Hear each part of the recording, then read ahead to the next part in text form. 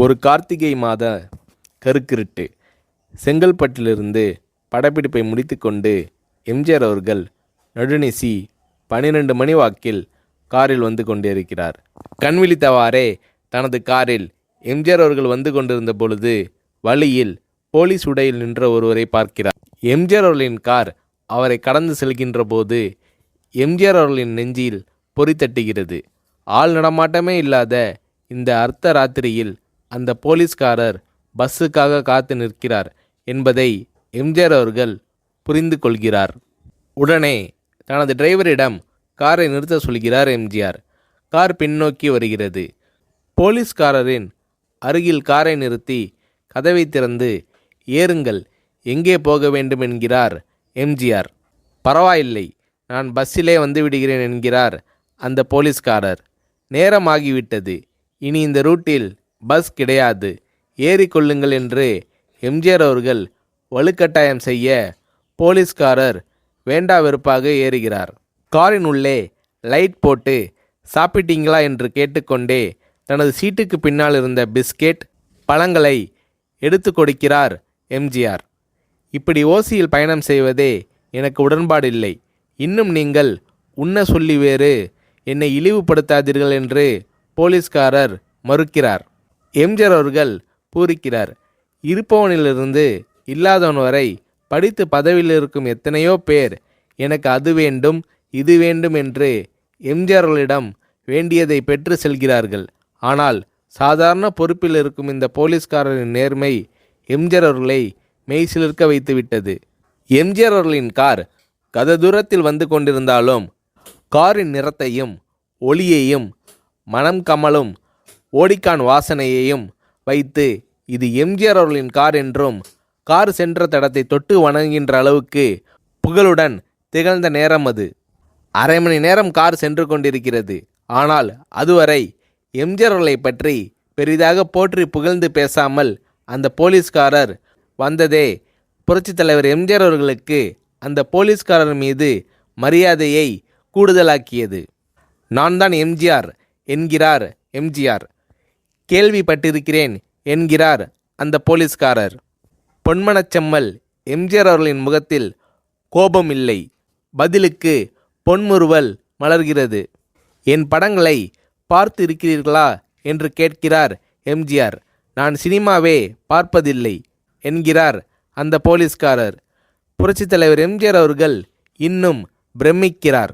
இப்போது கார் சத்தத்தை தவிர ஒரே நிசப்தம். போலீஸ்காரர் தனது வீட்டிற்கு 1/2 கிலோமீட்டர் தூரத்திற்கு முன்பே காரை நிறுத்த சொல்லி இங்கேயே இறங்கிக் கொள்கிறேன் என்கிறார். ஏன், நீங்கள் குறிப்பிட்ட அந்த விலாசம் இன்னும் 1/2 கிலோமீட்டர் தூரம் இருக்கிறதே என்கிறார் எம்ஜிஆர். சாதாரண போலீஸ் உத்தியோகத்தில் இருக்கும் நான் காரில் வந்து இறங்கினால் என் வீட்டிற்கு அருகில் உள்ளவர்கள் என்னை தவறாக நினைத்து கொள்வார்கள். இதுவரை இப்படி நான் யார் காரிலும் ஓசியில் வந்து பழக்கமில்லை. நீங்கள் இவ்வளவு தூரம் செய்த உதவிக்கு நன்றி என்கிறார் அந்த போலீஸ்காரர்.